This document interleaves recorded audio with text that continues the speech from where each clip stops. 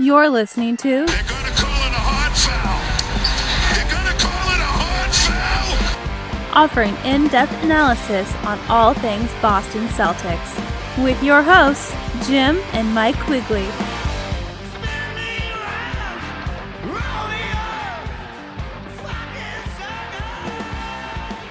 All right, Mike, here we are. They're going to call it a hard foul. Plenty to talk about on this Sunday afternoon. Celtics coming off a sweep in Charlotte. We can talk about Celtics offense and how that's leading to some bad defense and how they're still managing to get wins. We can talk about Grant Williams being a dickhead. We can talk about around the league stuff going on with the Bucks and the Sixers too, which are interesting. Shoving reporters now, apparently. Apparently. It's okay to shove the media. Everybody's defending it. Everybody's defending shoving the media, which I find astonishing. Well, let's get to that after we talk Celtics, because this is a Celtics pod. Interesting games. Charlotte, I definitely played with a lot of effort, I thought. I thought the Celtics talent was too much for them at the end of the day. And when the Celtics wanted to pick up the pace on either end, they kind of just were able to do that at their own will. I think if I'm looking at concerning things, and I'll start there, is it's just the one area I've seen the Celtics struggle this year, Mike, and you saw it in Charlotte, certainly saw it in Detroit and other places, is that when their offense isn't perfect for whatever reason, and they have a turnover, and they've missed a lot of layups this year, and they missed something close, and it leads to transition. Their transition D has not really been good at all.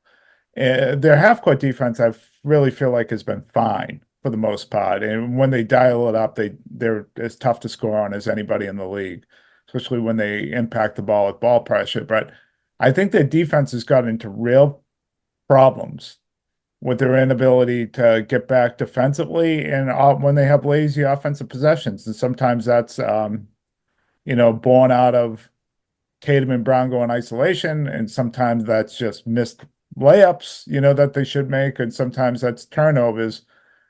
But they were better last year in those situations, even when they had mistakes offensively, at getting back and being better in transition.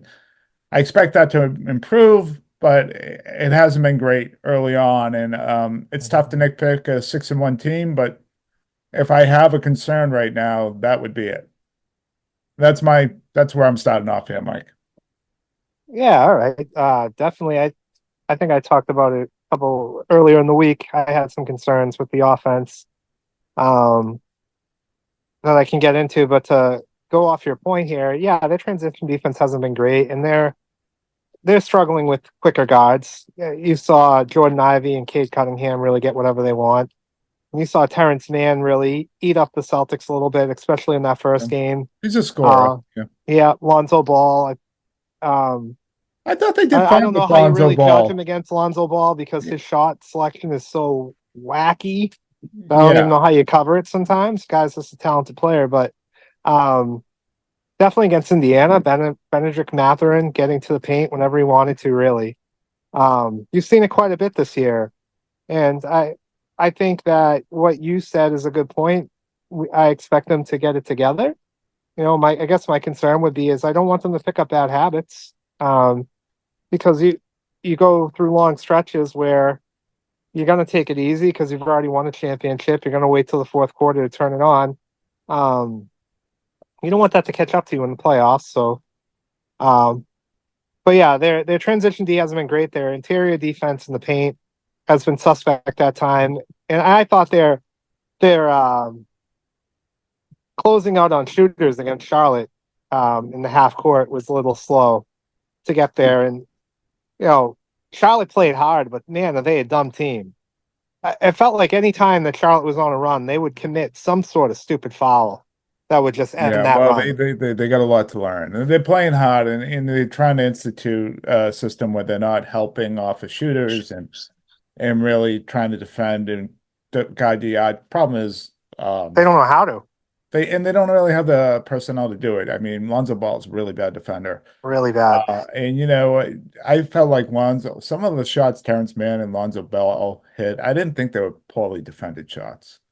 I thought they were just really good shot making. So especially some Yeah, of but the there was, I mean, I can point out 4 or 5 instances where it was a layup line in this first 2 games I didn't think where, last night at all, really. I thought Charlotte hit some threes when they went on the run in the third quarter, but I didn't get a sense of a layup line last night at all. well, then the first game, Okay, maybe a little bit. yeah, definitely the first game where there was like no interior presence or challenging shots. I thought Cornette played really well last night with taking that away, and maybe the double bigs was part of addressing that. My other concern is it's not on the defensive side; it's on the offensive side. Um, there are instances throughout the game, and it's almost like it's not happening in the fourth quarter. And in the first quarter, the Celtics are scoring at a high volume, but the ball's sticking a lot with Tatum and Brown. There's a lot of off the dribble threes that they're taking. So they're volume threes, and I don't think they're necessarily good ones. And I think it's great that Tatum is our first quarter scorer, but I'm concerned about how it impacts the rest of the game because they won a championship with him getting everybody involved in the first quarter last year, and it was Brown who was getting his to start games, and Tatum would kind of pick up the slack from there. And I thought that really got everybody into the rhythm of their offense. I'm seeing Brown really struggle to find his shots sometimes unless he drives to the hoop. And I wonder if it's because we're not going to him early in games. His 3-point shooting is really down to start the season. And this is something I want to keep an eye on. It's probably not a big deal, but I'm not sure. I'm not sure why they changed it up. Where how effective everything was last year. Well, they're scoring plenty early on, and they're scoring plenty overall. I think you can almost feel when these isolation threes are coming. They're usually off of when things are going well, or when they're coming, the team calls a timeout and they come back out, and it just feels like the ball starts to stick a little bit.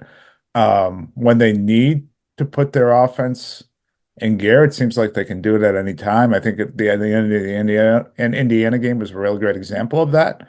I think you spent the last 4 minutes getting any shot you basically wanted. And if you weren't making the shot, you were in such good offensive rebounding position that you were able to create new good shots. And the ball was moving and you were getting everyone involved.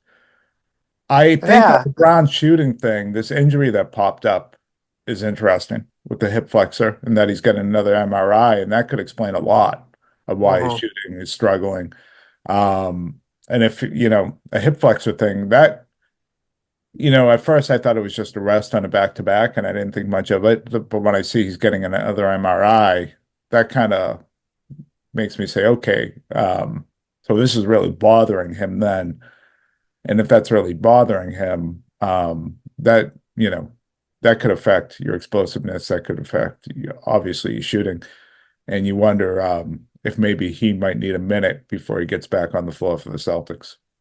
I'm fine with that if that's what they need to do.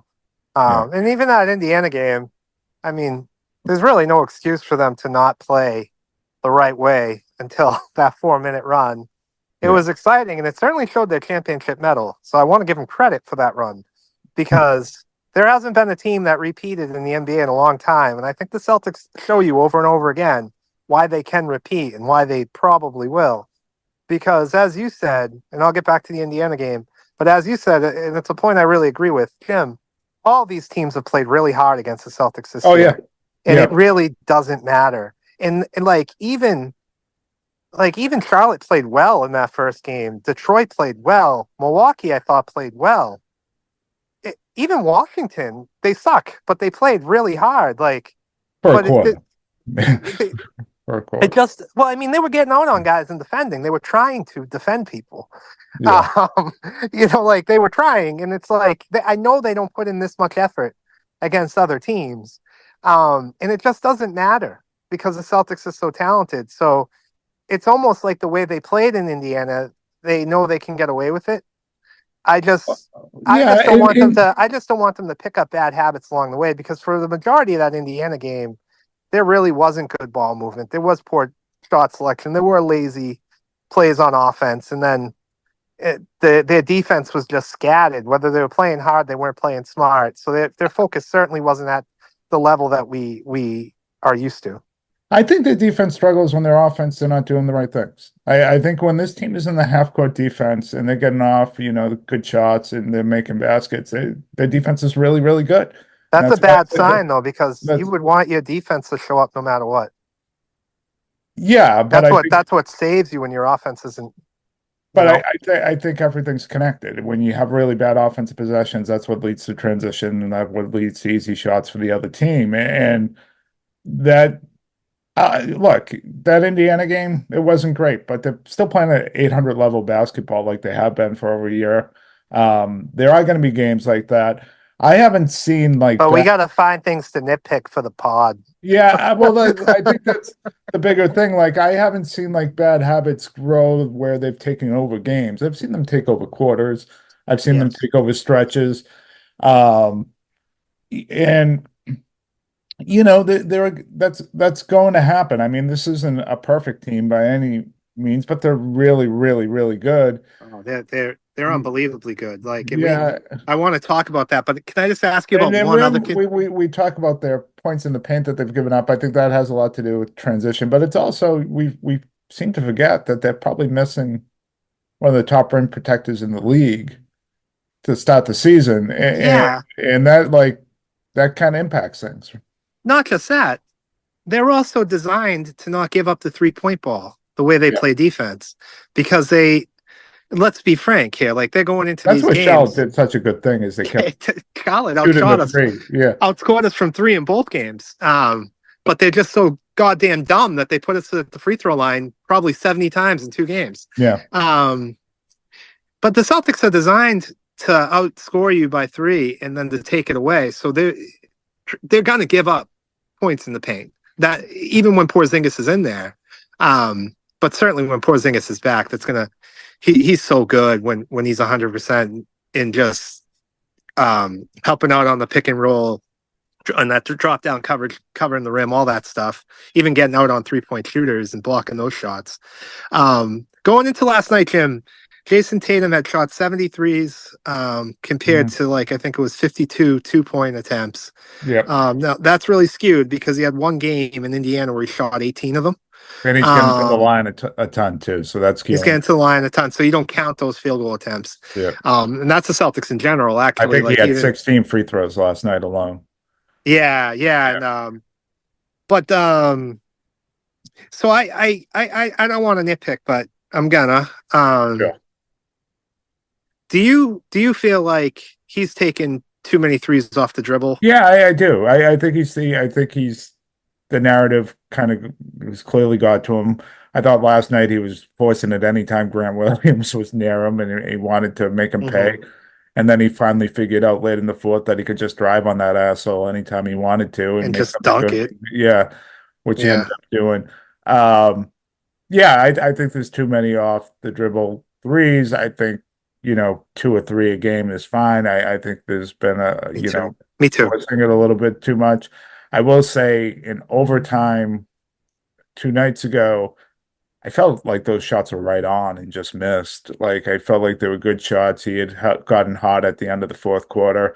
And he has hit clutch shots for them this year. At a high. He's put them in overtime. Yeah, that he thought he did last year. He hit a big 2.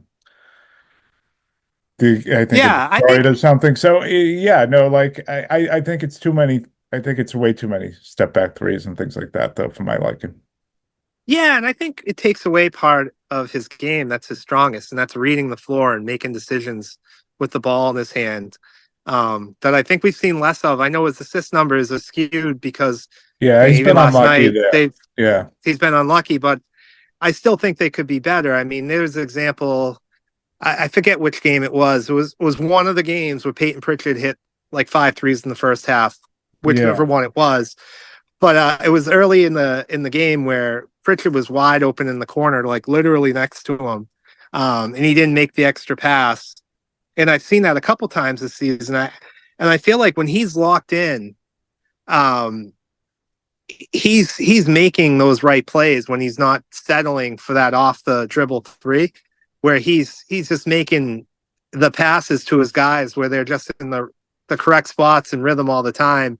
And that's why, I don't know if I know the first quarter offense has been so good, but I think it still could be so good with the offense scoring flowing through Brown. I think it just sets a different tone with Tatum. Like, I don't know if he's looking for a shot too much, which is kind of crazy to say because he's Jason Tatum, but I'm a little concerned about long term how it's going to impact the play of the game. I can understand. I think he's been really, really good this year. I think he probably could have had a triple-double last night. He only ended up with 3 assists, but by my count, because you mentioned it to me, he was somewhere around 10, 11 potential assists in that game. And I know there's probably somewhere I can look this up. There was just a lot of missed, including like on a K to dunk, a few, more than one wide open looks that he was finding guys. I know a stat to look up, Kim, is how many games this year, though, has he gone into the fourth quarter with only 1 assist? Because that's something that's, I don't know, it's been the reality of it. I don't know. He's averaging 5 assists a game, so it's not that many. And they've only played, 7? Mm-hmm. So he's averaging 5 assists a game. When that number you'd like to see up, but I think, like I said, I think he's been a little bit unlucky in that area. And could he be better? Sure. I also think, when he sees single coverage, he wants to go at the guy. And he's seen a lot of single coverage early in the season up until last night. Teams have changed the way they've guarded the Celtics. They have, part of the reason his assist numbers were up so much in the playoffs last season is everything he They were doubling him. And he was getting the extra coverage. He's seeing a lot of single coverage this year with the emphasis of not giving up the 3 against the Celtics. Mm-hmm. So if I'm coaching Tatum, I'm not telling him to pass when he's getting single coverage. I might say enough with the off the dribble 3s. Right. But attack the shit and get what you want because you're the best player on the court. And he might respond to you and say, Coach Quigley, it's a long season. I'm not going to the paint as much as you want me to right now. Talk to me after the All-Star break. Sure. Yeah, but it has been interesting that they've gotten different. Now, Charlotte, with Brown out last night, they changed it up. They doubled him with emphasis, like in really weird spots. And the Celtics moved the ball well and got really good shots. And there were a lot of hockey assists, too. We talked about the potential assists he didn't get, but there were a lot of hockey assists. He has a ton of hockey assists, yeah. Yeah, so I think he does a really good job of reading what the defense gives him. I think the flaw in his game right now, it's step back threes. And if, we really want to nitpick, his free throw shooting is a little bit south of what it used to be. To start the season. It's a long season. Water will find its level there. But last year he started off slow from the free throw line too. Yeah. To me, my biggest concern with this team is just they need to really focus and some of it's the step back 3 stuff, Mike. It's solid offensive possessions are leading to bad defensive possessions, and that's where this team gets into trouble. And when you don't have Porzingis, to kind of help you get back in transition and kind of like take away that paint. A team is just 1 or 2 passes from being able to get to the lane and scoring you pretty easily. So, Missoula talks often about all this being connected. That's a great example of, I think it's the bad offense is leading to bad transition. Well, and I don't know if this is a concern, but they're in Hotlanta right now. They play tomorrow night. Are they going to be ready to go? Or are they going to be hungover? I don't know. I don't know. And Atlanta's a weird team to figure out. They have talent. They just suck.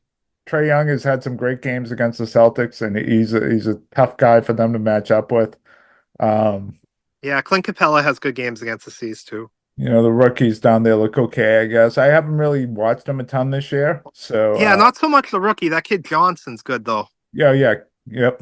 Cam Johnson, right? No, Jalen Johnson. Jalen Johnson. I'm sorry. That's right. Yeah. Yeah, he's the one they just locked up. So they're it'd be fun to watch. You know, it was They're an interesting team. They when they got lost to pieces they them. can move. Yeah, when the Celtics lost to them twice last year, there was no Trae Young. It was all Murray. You know, Yeah, I mean he's they blew a actually 30-point lead last yeah. year.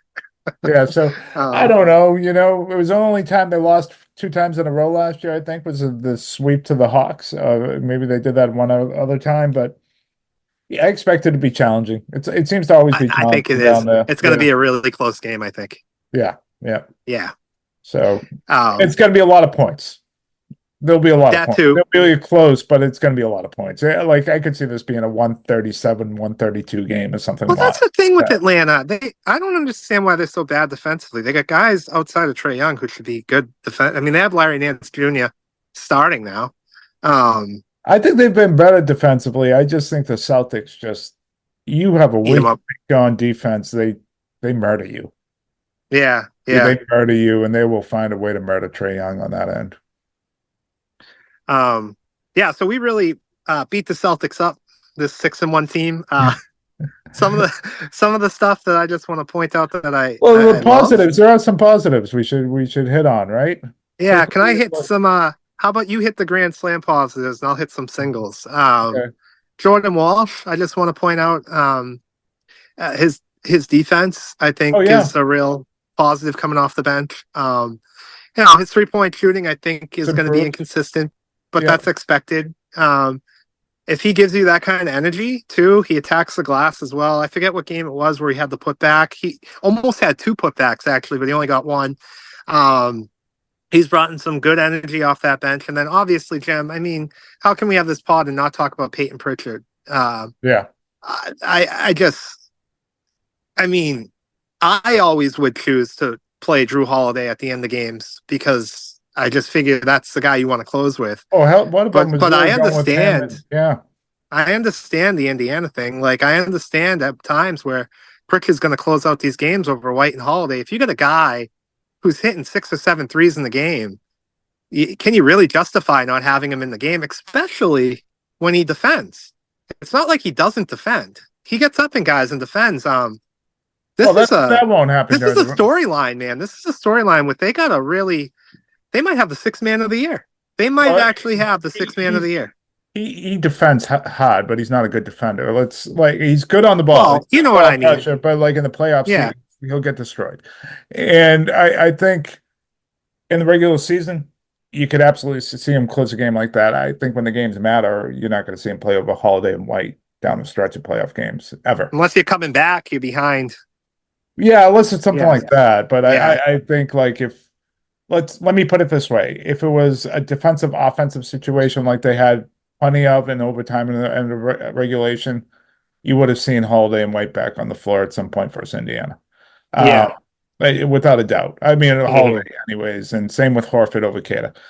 But no, he's been great, and his shooting is so much. He's even taken another step. He seems quicker.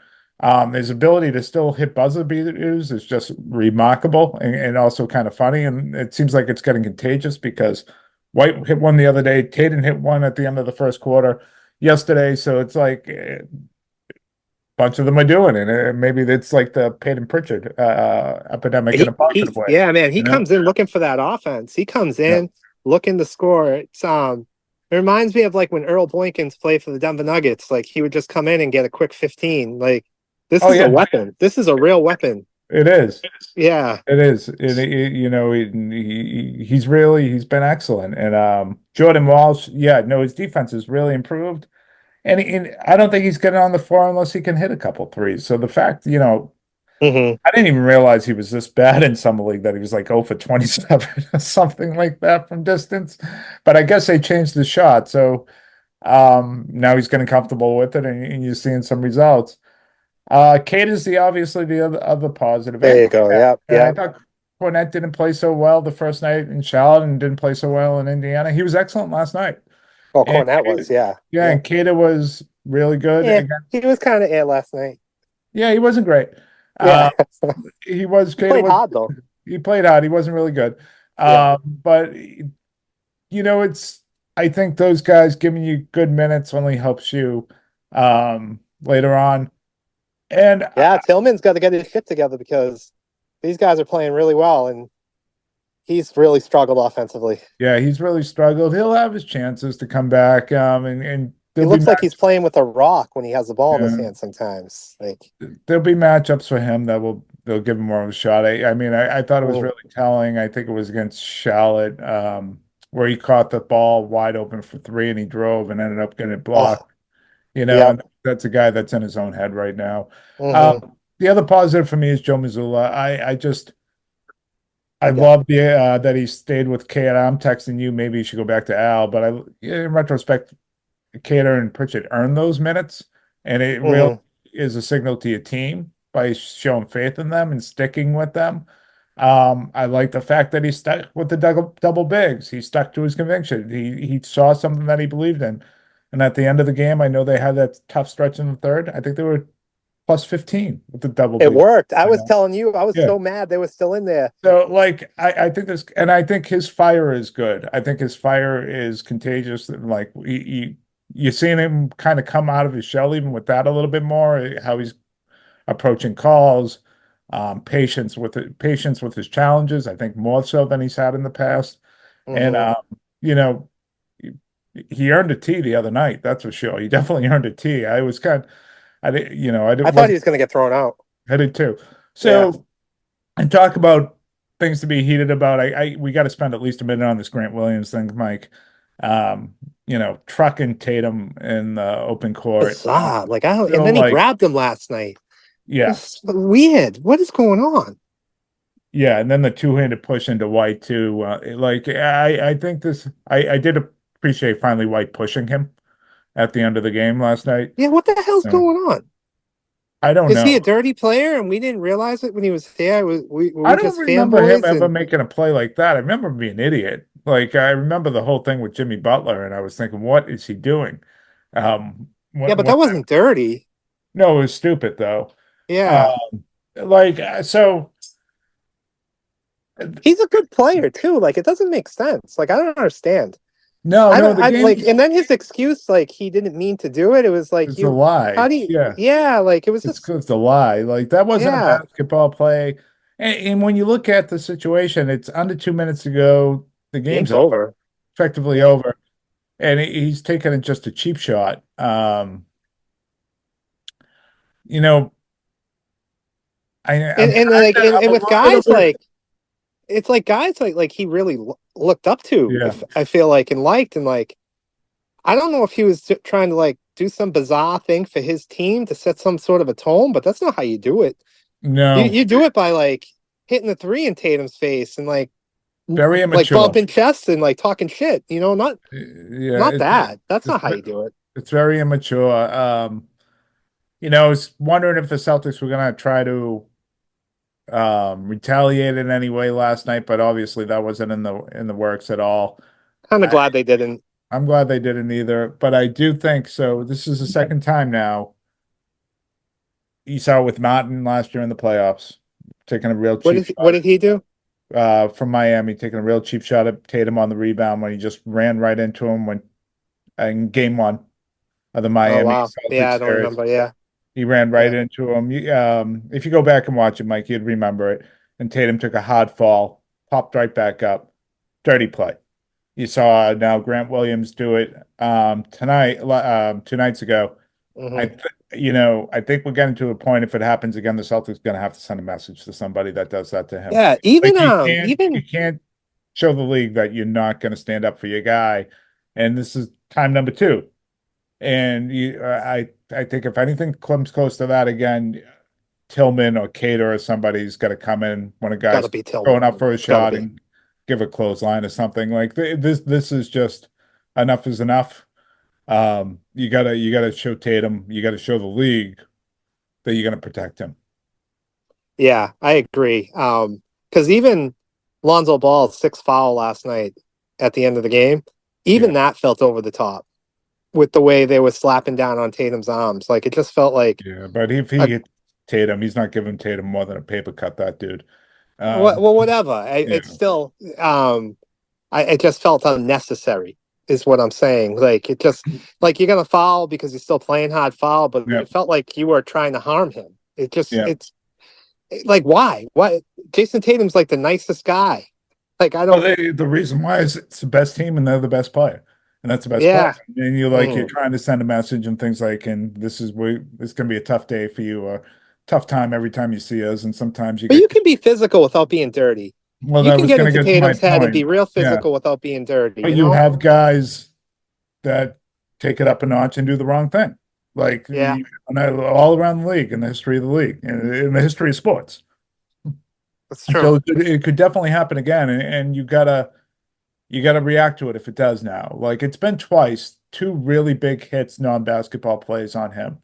Um, round one against Miami, and now this, and like you can't sit back and not doing anything if it happens again. And there was almost a third one last night on his breakaway dunk. There Yeah, was but you almost know a what? third one last night.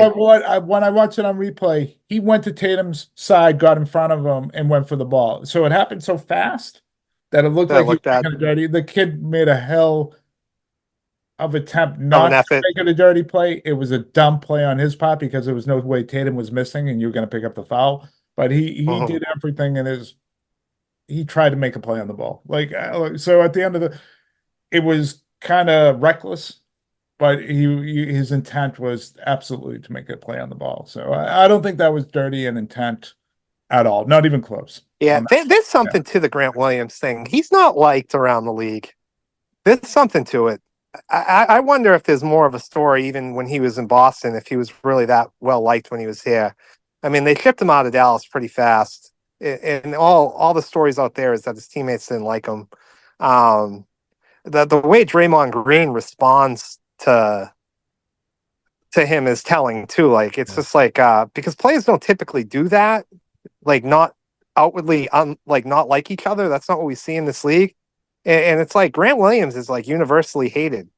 So there might be something there with all this that we just didn't see.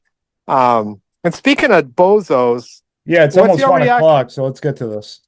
Yeah, what's your reaction to Joel Embiid? I don't think no matter what somebody writes, you should be able to touch a media member. That's my first. I think he should be suspended. I'm not in the Joel Embiid camp of defending him, even though what the guy wrote was the guy's a dick. But I don't think he should ever be able to touch somebody from the media. That's how I feel. Yeah, I think it's important that we tell the story. The writer for the Philadelphia Inquirer wrote about Embiid being lazy and being out of shape and not ready to go. And within that story, he included a reference to his son And his and brother his brother who was died dead. a Yeah, decade ago in a car accident. Completely like I'm even surprised the editors let that go. That you don't those two things don't equate. I think the first part of that is obviously, the former is fair game. Like and frankly he hasn't been criticized enough about it being out of shape and not playing. Tying it to his personal stuff was way out of bounds. And that writer deserves to be criticized. He deserves to have Embiid say something to him. And the but Sixers not be touched. handle that for him. Embiid's 7'2", 300 pounds. He should not be Exactly. getting anywhere in position to put his hands on anybody. Um, Even by mistake, he could do something very Yeah, dangerously. exactly. And it was so like on one hand, I'm not going to defend the writer for what he wrote because I thought it was wrong. And I think there should Exactly. be some sort of Exactly. consequence within reason. On the other hand, Embiid doesn't he's like that was indefensible too. Like you don't put your hands on people. And it wasn't a out of a passion moment because this is over 24 hours. He's had time to Yeah, think about this, exactly. time to deliberate on how he wants to handle it. And this was clearly how he wanted to handle it. He wanted Yeah, to and if you don't intimidate suspend him. him, Yeah. yeah, if you don't suspend him, you're saying that's okay. Yeah. You're saying that's okay if you don't suspend him. And then it's like, we're He's suspending lucky this he doesn't guy get because this charges writer pressed didn't write against him. something. What's that? He's lucky he doesn't have charges pressed against him. Yeah, that's what I'm saying. Because like then you're playing a dangerous game of like, well, this writer said this, so is it okay that I touched him? Like, no, this is freedom Yeah. of the press. They can be dirtbags. This is America. They didn't touch. You can't. As I mean, the Sixers could have gone as too, far. you can't touch You're breaking up, Mike. writers. You're breaking up a little bit, but the Sixers could even go as far to revoke the guy's press credentials, and maybe that would cause issues Yeah, with the paper and things like that. But Like there's things that they could have done to send a message. And maybe the Sixers should have been more aware of. Maybe they deserve some responsibility here too. Should have been more aware of that this situation could have Maybe. boiled over and try to handle it ahead of time. Um, Knowing their player and know how he can react. Well, Embiid at this point, there is a real maturity issue with that guy. I Big time. understand he does some really good things off the court, and I'm not saying he's a immature people aren't necessarily bad people. I'm not going to call him a bad guy. I don't know him. But there's a maturity gap there. And I think you see it not just within moments like this, but to the writer's larger point of him not being even there hasn't been a season, and like Luka Doncic is in this camp too, where you say, "Holy crap! Look at the shape that Joel Embiid is in." He Well, has the intent of destroying the league this year, and I you think that by this point there would have been, and since it hasn't been, it probably won't. Now the Sixers are what 1-5, and neither yep. Joel nor Embiid have played yet, and now this is their biggest story. So for a Yeah, team the Eastern loaded with Conference is talent. the Eastern Conference is a mess. I'm waiting for the trade. I'm waiting to hear that Giannis got traded to the Spurs. I'm waiting for Wemby and Giannis to be on the same team and to ruin the NBA. But Well, anyways, at least the Bucks have last night going for them, where they played hard and they took Cleveland to the limit. So maybe they can build off of that. I don't think their season is gone yet, but certainly a bad start for them. all right. Well, with that, enjoy the Hawks game, everybody, and stop, drop, kaboom. Peyton Pritchard rubs on his nipples. Celtics